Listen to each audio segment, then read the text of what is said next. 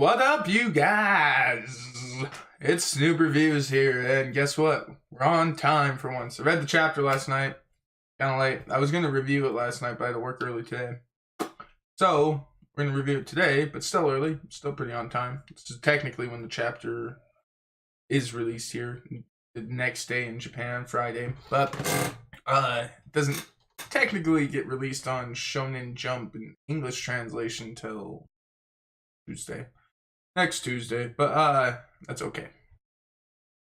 Because I don't use manga panels anymore, and apparently there's issues with that.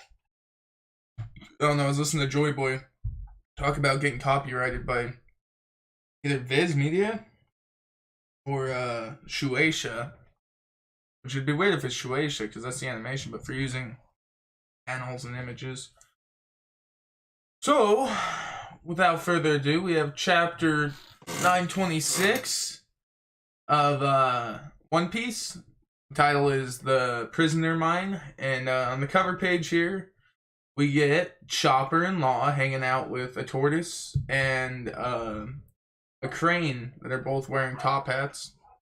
Gotta love the hat gang that is Chopper and Law. But yeah, no, they're all reading doctors' manuscripts and books. So loud, dude. You gotta wait, too. Gotta wait. Anyways, this is a nice concept. People have liked the kind of cool doctor camaraderie relationship that Chopper and Law have built up. And, yeah, it was a nice cover page. I dug this one. And definitely more than the Sentomaru one. But, yeah. The chapter opens up, and the first panel we see is the flower capital in Wano. And it's pretty much the same view we got before. I think it's a little more pulled back. You kind of get to see more of the huts and houses in front of it.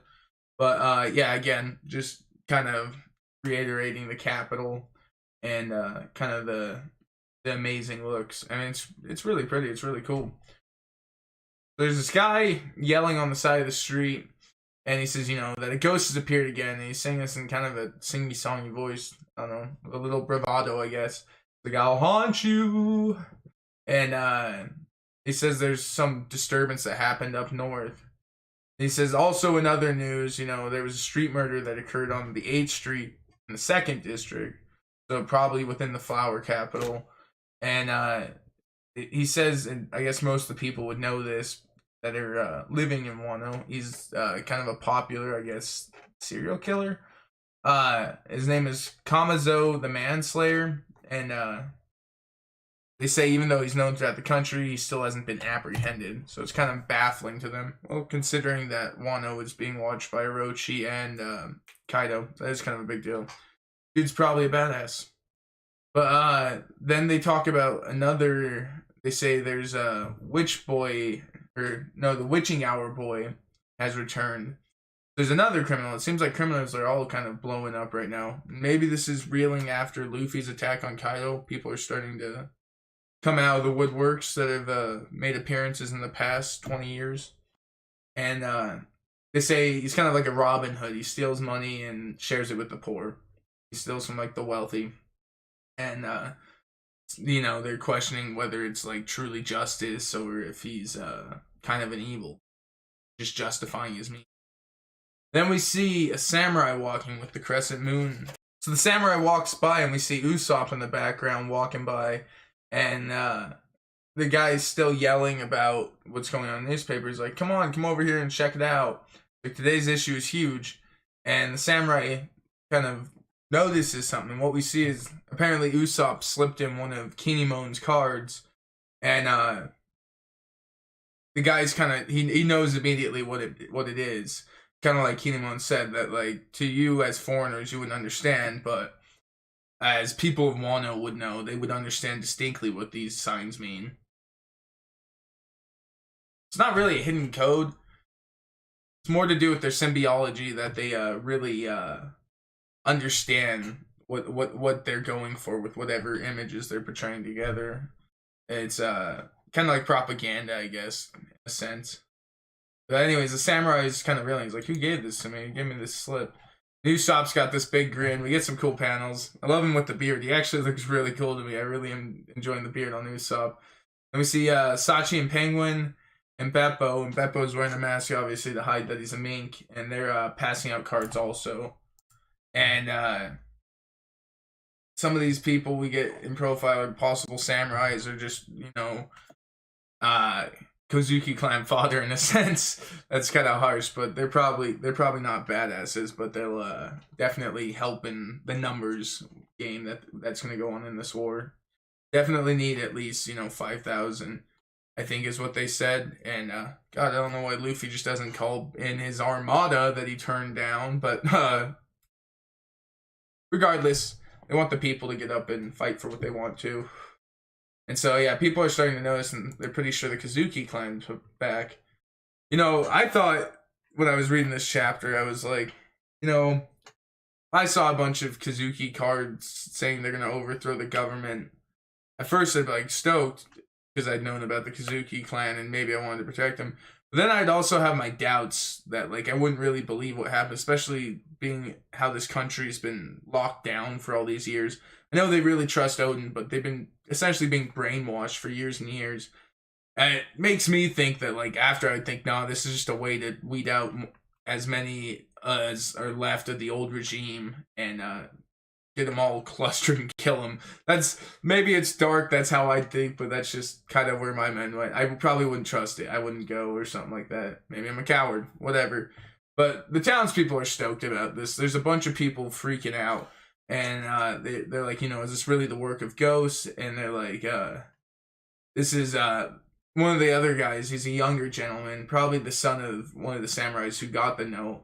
And he's like, I'm going. And then there's this old man who says, he's like, if it happened a decade ago, I would be going too. But he's like, but he asked the real question, how are you guys going to get weapons? They're like, only samurai are allowed swords. And one of the guys he continues to say that, they don't even allow any kind of weapons in karate or any of the martial arts training in dojos. They're like, it's all outlawed by Orochi. And he's saying, what it is, that he's removed any source of rebellion. And the young guy's totally pumped. He's just like, I don't care. He's like, I'll fight barehanded. I'll rip them apart. He's just so stoked at the chance to finally rise up and try and take back their country.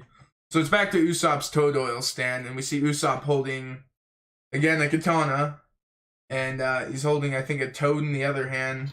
I can't even really tell what that is. Or it's just the oil. No, yeah, I think it's just the toad oil. But yeah, he's holding it in the other hand, he's gathering people again, and he's gonna push more of his wares. Not really a big deal. I was leading up to that there was a bigger deal, but it's just she's how he's working through people, Every now and then he sees a crescent moon, follows that dude, slips him a card somehow, and tells back to his shop to look out for more. Doing his job good. Usopp is good at the undercover work. As long as he sticks to it.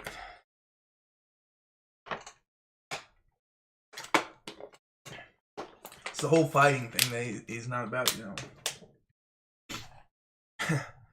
Then we pan over to another town or another, I guess, district, and one of the housing units that's around there, and there's two men meeting. They're talking about bringing geisha, and it seems like it's really under wraps stuff. They're not even letting anyone else in the room besides the two of them. And he's talking about an armament shipment, and so weapons and armor and other wares along that line, but essentially just weapons like swords and spears and whatnot. And the other guy's talking to is like, oh man, you're evil. He's like, so this is a lot of stuff. He's like, are they trying to start a war?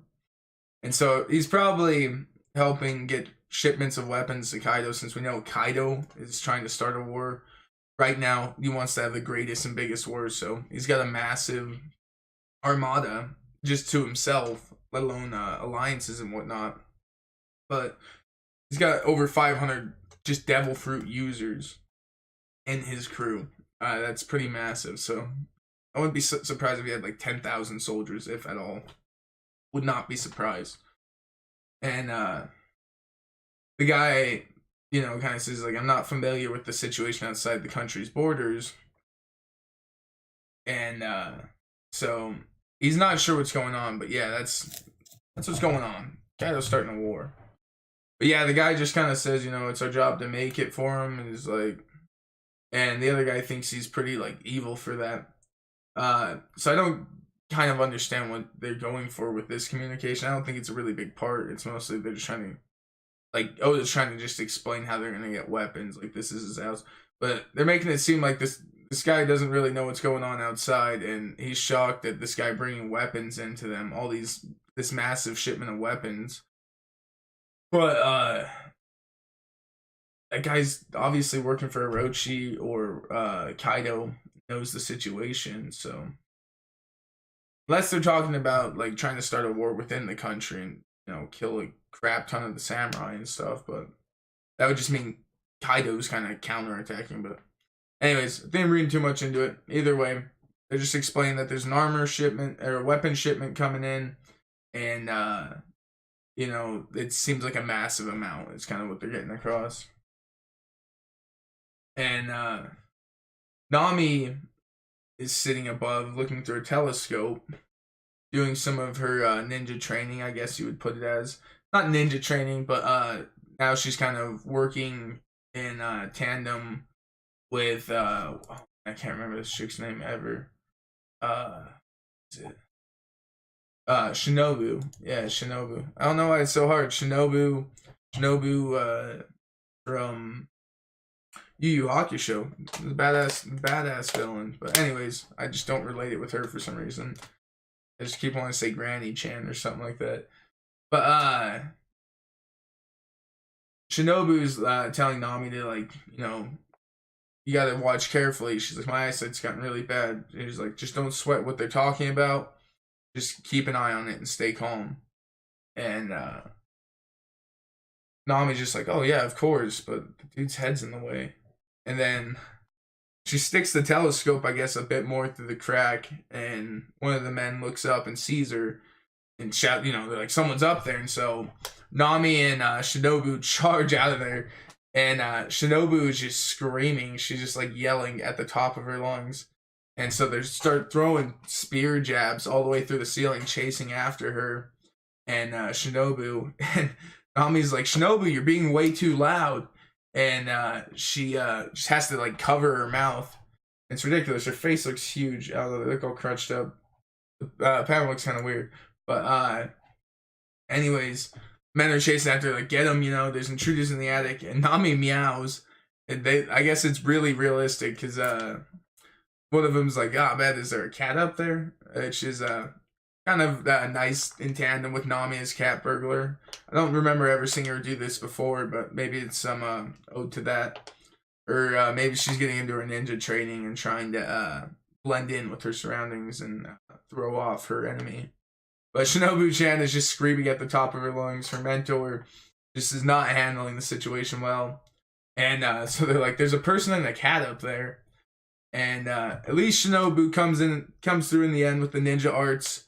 And summons a giant glider, or at least pulls it out in some means, and her and Nami float away, and they're flying high above the capital, and Nami's kind of just impressed. She's like, man, the ninja arts are actually pretty amazing.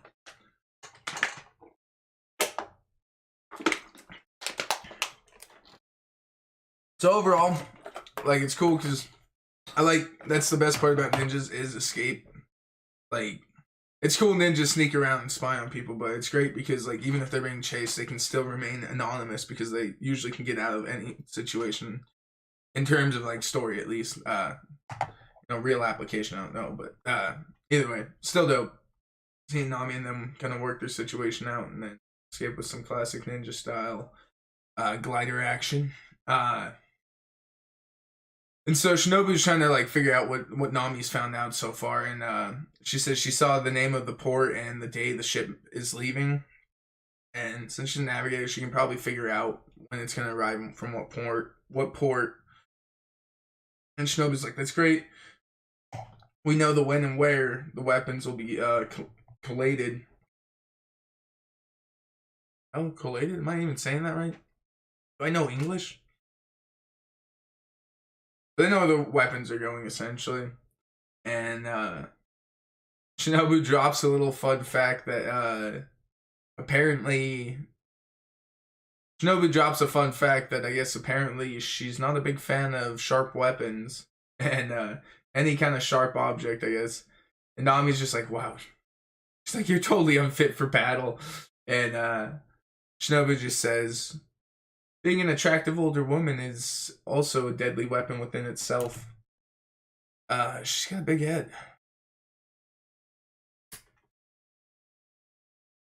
Old lady ain't afraid to rock it. But we get to see Nami and Shinobu sailing over some of the capital, and we see this huge zigzagging line. And Nami asks why the line is so long. We see Sanji below. Of course, Sanji got a flock of women all coming to Sangoro's Naihachi soba noodles. So he's got a soba noodle hut, and apparently it's Naihachi is like his style or something like that. I would assume that's what I was taking from it. I guess it's like the way they explain what Naihachi means is it's like 2 and 8 soba, meaning that it's 2 portions udon flour and 8 portions soba flour. So it changes somehow how the like noodles taste and are a bit more al dente, I guess he kind of says. He's like, come and taste. He's like, I've got sweet al dente that will melt your mouth. And he's like, these are my specialty soba noodles. And he's just chopping up a storm. Pretty cool stuff. Super stoked. He seems really happy. But Nami's pissed. She's like, he hasn't even been gathering samurai at all. He's just like, trying to pull in the ladies as usual. And we see a dark being in the background. He's just a silhouette. And it says, that boy does he have no idea who this island belongs to. So someone's taking notice of Sanji, but all the rest are just ladies like truly enjoying the meal. They're getting hard eyes. They're just like enjoying it so much. So cut over to where we kind of ended, I think, last chapter, where it was showing Luffy and Kid next to each other in a cell. We get to see the prisoners' mines, plural. It's kind of to its own territory. That's all we've seen so far in Udon. There's just prisoner work camps and tons of factories. And so there's weapons factories and mines that pretty much, I think, makes up all of Udon. And we see a lot of Kaito's men working over prisoners. They're pushing these huge, big cube blocks, and one of the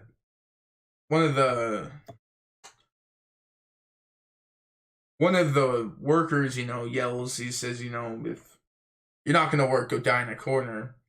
And we see this old man who's got like a little dish, and he's holding it out for a kibi dango, which is, I guess, a type of mochi in a sense. But he's holding out, I think it's a type of mochi. Now I need to look it up.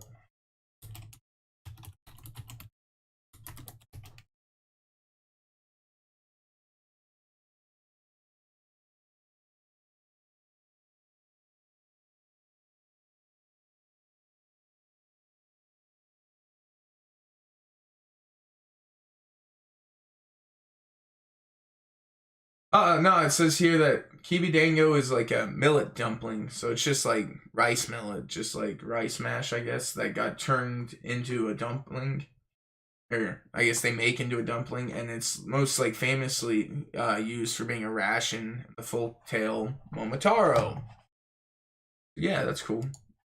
Which a lot of this arc, I guess, is gonna kind of reference Momotaro because that's pretty big folk tale in Japan, and then on top of that, Oda's portrayed a lot of characters with Momotaro, especially revolving around the admirals. But anyways, back to the old man. He's holding his dish, waiting for his kibi dango, and he only gets one. And he's like, this is all I get for a whole day's worth of work? He's kind of crying. And the prisoner guard just laughs at him. He's just like, you only move 5 blocks. He's like, you're having trouble earning that much food. He's like, you're getting old, Grandpa. He's like, you're gonna finally kick the bucket and quit talking back to the guards. So he's like, you're gonna get amputated. That's the punishment. You should know this. Rough stuff, man. They don't play around. They're really down to just amputate an old man, and they're totally fine telling him he should die. He's not gonna work. Kaido's men don't give a damn. But one of the prisoners, apparently it's like his grandpa, or maybe relates to him in that sense. He's like, don't go against them. He's like, you gotta preserve your strength or you'll die. So, kind of focal point in this chapter is this old guy in a sense. He's not the main one, but he may be in the next chapter. I don't think he's going to be overall arcing, but he may be tied in a couple times. Might be a side character. And someone else brings up 4 exchange coupons, and I guess they get 4 Kibi Dango. So they get these coupons every time they take up to 5 stones, I guess, onto a ship. And then we see in the one of the bigger panels of this page, Luffy and Kid just charging with these huge blocks. They aren't even using the carts to pull them or anything. Just huge blocks on their shoulder with their Karaseki cuffs on. And Luffy's just like, move, move, move. And Kid's just like, so if you don't move, I'll kill you all. He's like, get out of my damn way. Kid's a bit more ruthless with it. It's kind of an awesome scene. I really don't like Kid, but whatever they're trying to do here, I have been enjoying. This chapter was actually pretty good for Kid. I actually gave him some more points. Wasn't my worst favorite, or least favorite from Worst Generation. I just didn't really care for Killer or Kid. Killer, like, he looks cool, but his character is just kind of bland to me besides that.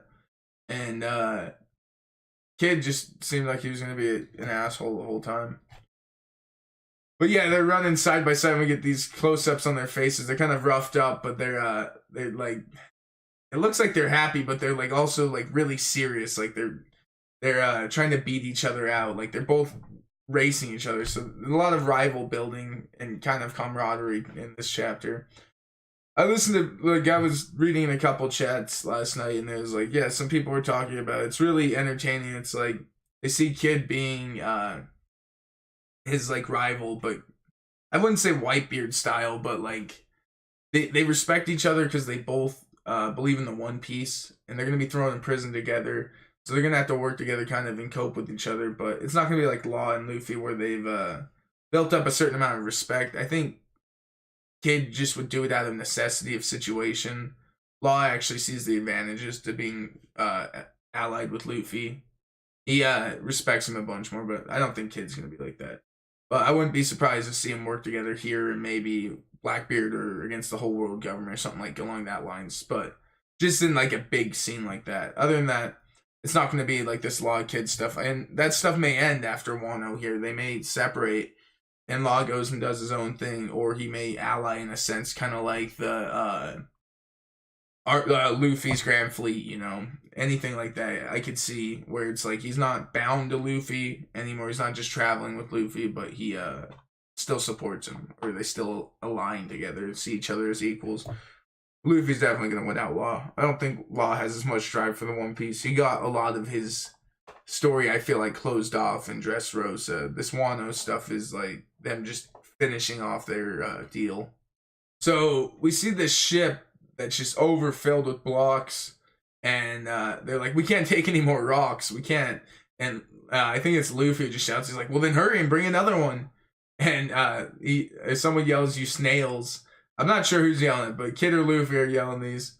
And the guard workers are like, I'm sorry. And one of the guys asked, he's like, how many rocks have they carried so far? And I guess they've counted up to like 500. And the guard worker is just like, what about the Seastone Cuffs? Like, how are these guys still doing that even while they're shackled up? And he's just like, they're able to do this with their depleted power? My God. Like, they're realizing that even with, like, say they're headliners or gifters, or they're just, regular men that have been working on, Kaito, one of the Yonko's ships for this long, and just the captain of another ship who has devil fruit, who's like totally depleted of strength right now, is like 1,000 times their strength. But not just one, but 2 of them. Yeah, Kid. I mean, yeah, I guess they're just trying to show like Kid and Luffy are on equal footings right now as it stands. I don't know if it, like, how it would compare ability-wise, because it's kind of weird there. Kid has a super broken ability. Somewhat, I mean, it's situational, but, like, I don't think Kaito cares about that, and I don't know how it works against Kaito, but, and then also Luffy's just the main character. I mean, Oda can do some crazy stuff with Luffy power-ups and just anything. I don't know. I've listened to some cool ideas. Like I said, some of this stuff isn't mine. I just hear people talking about it. It's interesting, and I find interest in it. Can't, like, really date who said this theory or who came up with it first, but I heard it in, like, a Discord chat. But, like, people are saying that this may be some kind of Kurosaki training, kind of like Goku with armor or gravity training in the same sense, where they're setting limiters on themselves and training with that, so when they take those limiters away, they really can push their abilities to the top. But something similar to that sense, and it's not that I think that may be something, because it's not like they're consciously doing it, but it could be a power boost in that sense. But One Piece hasn't kind of worked that same way. It feels like Luffy understands he needs to get stronger, and he takes either time away on the ship or when they're going island to island or coming up with these new ideas.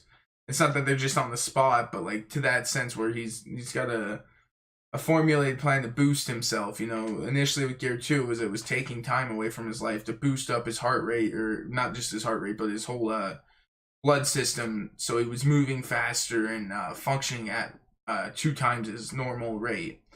And where this I don't know, it's not going to be like, oh, the Kurosaki cuffs are gone, now I can take Kaido on. I don't know if it's going to be like that. I find that weird, but I do think Luffy is going to go awakened here. And I could see if it went something like that, like it was like it using Kurosaki and training so long without those, going back to his gear, or not gear, to his Gum powers, and he's kind of pushed his body so far, it's upgraded and evolved, I don't know. But anyways, his devil fruit power will eventually go to awaken. I definitely see Luffy getting awakened, since Oda's pushed so much of this new awakened stuff and given a lot of different users unique twists to their abilities now, with Katakuri and Dofi. And now that Luffy's almost on Katakuri level, he's not quite, but almost, like, here's Katakuri, here's Luffy. I'm not gonna say here, but like here, and Luffy's almost closing that gap. I could definitely see it, because he took out Dofi's awaken, and that may have just been time, time and time. Like, Dofi may not be as much in his prime as he was, say, 10 years ago or 20 years ago. But he's still up there, and Dofi kind of underestimated a bit. But Katakuri did not, like, in any sense of that, no. Katakuri, if anything, gave Luffy the wins in a certain sense, because he respected him, but not out of misjudging his capabilities. I think full well if Katakuri just wanted to win, he'd just keep Mochi slamming him donut style, just wouldn't even let him start building up his power and stuff. I think he really took a liking to Luffy. I mean, a lot of people have seen it, obviously. Oda even portrays that, but that's that. Like, it's not like Luffy took Kaido out, or Katakuri out, no problem. Anyways, getting side railed in the Katakuri thing. Just thought it was interesting. I think he's gonna go awaken, but the Kurosaki training, Seastone prison cuffs, or training him, I could see it as an ends to a mean to a different kind of ability, but not as a whole. Like, making him strong enough to beat Kaido just because he had cuffs on for a long time and built up his actual core strength. But that's just me.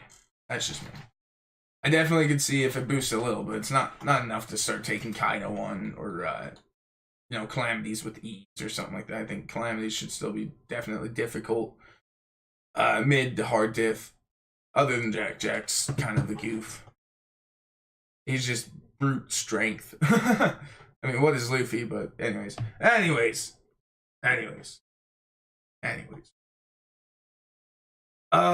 They're like, well, what would they be capable of doing without those shackles, you know? And yeah. No, Luffy and Kid can probably lay down a ton of mayhem without Kuroseki. I mean, we see that all the time. Luffy split Dressrosa in half, pretty much, with a punch in Gear 4. Godly. Anyways.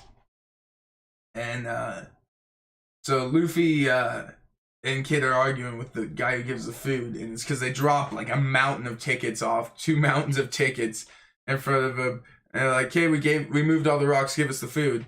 And the guy's just like, what? And, cuts over, and Luffy and Kid have these massive bowls just full of kiwi dingos. Like, there's just tons of them. It's kind of hard to distinguish all of them. There's so many. And Luffy's like, I moved more than you, as he's just stuffing his face. He's like, how many kiwi dingos did you get? He's like, how many did you move to get that much, you know? And Kid's just like, he's like, I'm the one who pulled ahead of you. And he's stuffing his face just as much. And Luffy and Kid are just like button heads super hard. Like I said, it seems like kind of like a fun rivalry in this sense. Like, they both don't like each other, but they want to beat each other out so much. I don't know, it's kind of cool. But Luffy's like, you know, don't mess with me. He's like, you didn't pull ahead, jagged guy. And he calls him a bastard. So I guess he just, you know, takes notice in Kid's hair. That's his name now, is Jagged Guy. I don't even think he called him anything else before. Like, he recognizes he's Kid or Estes, you know, but he just calls him Jagged Guy. And Kid's like, he's like, you know how to count? He's like, you monkey bastard. So they're just working out this crap talking to each other. And I honestly think Luffy was a little better, even though I just called him Jagged Guy and a bastard. Oh, Monkey Phil's played out. But people are kind of, I guess it's some of the guards are kind of like, you know, the hell is up with these dudes? Like, they're seriously injured just like the day before. He's like, they've been doing nothing but working, eating, and sleeping. And he's like, and they're already healed. A couple days and they're already perfectly fine. He's like, what's up with their bodies? Monster regeneration, as Chopper put it. Seriously. It's like Zoro. I'll just take a nap after he gets his belly cut open and he just sleeps it off and he's totally fine. No stitches, nothing. Barely ever keeps bandages on for more than 24 hours. And one of the guards is like, you know, fully chew your food instead of talking with your mouths full. And the other guard's like, what the hell, man? He slaps him. He's like, are you their mother? We're running a prison here. And who shows up but a new headliner? So the next page, we get to see one of the most unique headliners yet. I mean, they've been pretty wild so far, but definitely up there in one of the most unique gifter that we've seen.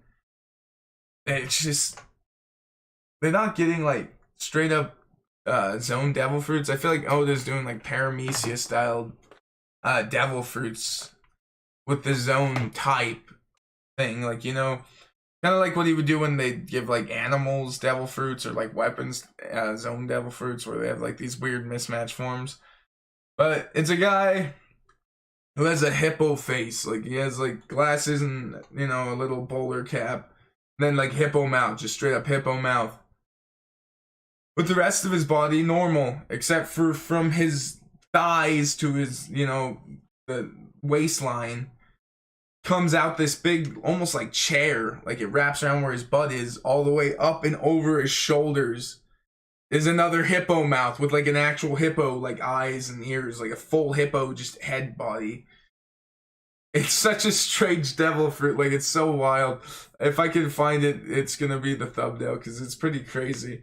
There's some cool images in this chapter, but I definitely thought this was the funniest. It's pretty ridiculous. A lot of people have been enjoying it. And his name is Dobon. He's the Deputy Warden, but he's a headliner. And he's the Hippo Smile user. So they're all like, oh man, Master Dobon's here. He's like, with his weird fusion hippo thing. Yeah, even like his own men think it's really weird. Like, even for like smile users, it's definitely gonna be up there. But he's stepping on the old man, Grandpa Hio, and the prisoner who was worrying about him before is like, you know, trying to get him out of there. He's not like physically doing anything, but he's trying to urge him on. And the hippo's mouth closes while you know, Master Dobin was in the middle of saying, he's like, how dare you ignore my, and then he just closes on him. So you just see this hippo body behind him with his legs, and I guess there's another set of hippo legs with some, it's wearing pants even. Man, I'm just noticing this. But it doesn't have any other arms. Like, his arms are out of the hippo mouth and it's just closed around him. I'm sure there's enough room for him to like fit in there kind of comfortably, but so strange, man. Oh, it's so weird. And he's kind of complaining, you know, that they gave him all this food, Luffy and Law, and he's like, you know, you're gonna bankrupt. It's not bankrupt us, but you like took everything out of our all our rations and storage. Like, that's everything they had, and they've already like figured out what he's pissed about, but you know, they're not laughing, but they're like, oh man, the hippo decided to close its mouth on him now on a whim. So he's like, so we can't even hear the master, and you can't even hear Dobin what he's saying anymore. And the guards are just trying to say, you know, they worked hard in exchange for their food. He's like, so we couldn't stop them from getting it.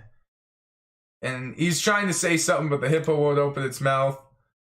And so instead, the guards bring out Luffy and Kid, and they're just massively fat. Like, Luffy is understandable, but Kid doesn't have the same like stretch abilities, but apparently he has a great digestive tract.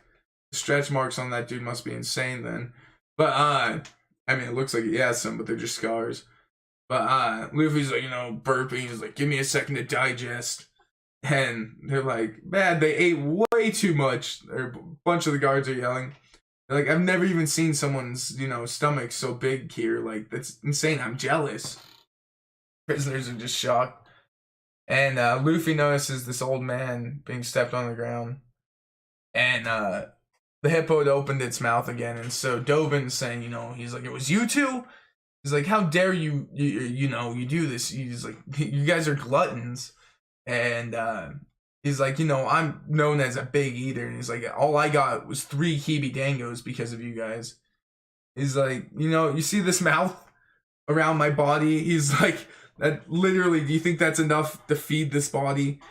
And Kid and Luffy are shrinking down, like, as they're talking. They're like, what the hell? People are kind of like, they're thinking this is weird, which, yeah. I mean, Luffy literally digests in like 10 minutes.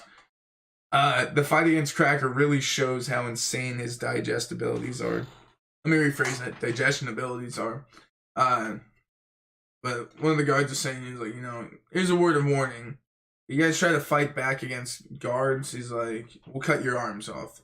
And that's for the first time. He's like, then if you try to break out or do anything stupid again, we'll cut your legs off. And he's like, the third time, that'll be your last time. You're going to get executed. We see someone else in the prison. These 2 foreboding eyes coming out of the prison. Either that someone who's an amputee is an example of this, or it's someone who's going to be of importance within the prison that Luffy and Kid are going to meet. But we also see none else than Caribou, who's here. But now, we'd seen in the cover pages, he got caught by X-Drake, who's also a member of Kaido's crew now. And he was having his own side adventure on the Snowy Island, which could have been a part of Wano Kuni in some sense. I don't know. Or it was just the territory that Kaido owned. But yeah, he's in their prison. And I think he's noticed Straw Hats there or something, because, I mean, 1, how can you forget him? And 2, they have a lot of history. But, it's literally the same 2 points. Either way, moving on. He's like, you know, this is how it works here, is what Dobin's saying. He's like, you don't have the right to fight back. And Kid's just saying, he's like, you know, we're just weaklings. We lost all of our strength when we put on these, or when you put on these Seastone Cuffs. He's like, all we did was take our work seriously, you know. We weren't like messing around. And Dobin just pissed. He's like, he's like, your crime is eating all my food. He's like, you need to be disciplined. And the guards are like, oh man, what a shame. He's like, that's Dobin's murder chamber. So apparently when you're inside his mouth, he's supposed to be like unbeatable, I guess. Is what they're going for. But he starts blowing steam out his nose instantly. From inside, he gets knocked out and blood shooting out of him in different spots. I don't think he's dead, but he's knocked out. And Luffy and Kid come walking out. And Luffy's carrying the old guy who got sucked into Dobin's hippo mouth also. And the guards are just like, what? Dobin's already knocked out? Like, what? And one of the guards yells, you're going to be executed now. And Luffy just is like, whoops. I don't even think he'd get executed, but he's just like, oh, what, like, I screwed up, whatever. He's like, keep moving along then. And Kid just says, he's like, where's your proof? And the prisoner just kind of nervously says, huh? So I don't know what he means, because it's like, they just try him as whatever, but maybe he's trying to scare him, like, yeah, proof. He's like, maybe I'll kick your ass too. All the prisoners are just ecstatic. They're like, just stoked. And they're jumping up and yelling, way to go. He's like, you guys are the prisoners, the stars of hope. Like, we've been waiting for these guys. And Oda ends off with, the worst won't tolerate this. And so we have chapter next week. Great news. And stoked on that. But overall, this chapter just felt like it's kind of building up, I guess, where the Straw Hats are at now in Wano. Because, like, Oda set up where they're going to go in the first act, kind of how everything was introduced, kind of like when they landed in Dressrosa, like how everything was introduced before they started really diving into the core of what each group was doing. It was like a third through Dressrosa when the twirly eyebrow crew took off while Luffy and the rest stayed behind with Law, and it started really like delving into what they were doing. But they had, a solid 30 chapters where they were doing their own stuff. I guess even more, but yeah. Anyways, sets up, I feel like Caribou is going to be with them now. He's going to be helping because he wants to get out of this prison. I think he was trying to live a better life kind of in this front pages. But then, Luffy, Law, and Kid, and then Raizo at some point will probably show up. Maybe Nami's going to be a part of that too. I don't know. But, and then whoever that other dude is hanging out in there, the Shadow Eyes, he's going to be a part of that. Like, definitely. There's a couple hidden figures that are probably going to be renowned or known samurai or big characters in some sense. But yeah, that was chapter 926, The Prisoner's Minds. And it's pretty good. Like, it was just nice to see kind of a story building aspect. It was a bit more of an enjoyable chapter, like humorous, I guess. But yeah, we'll catch you next time.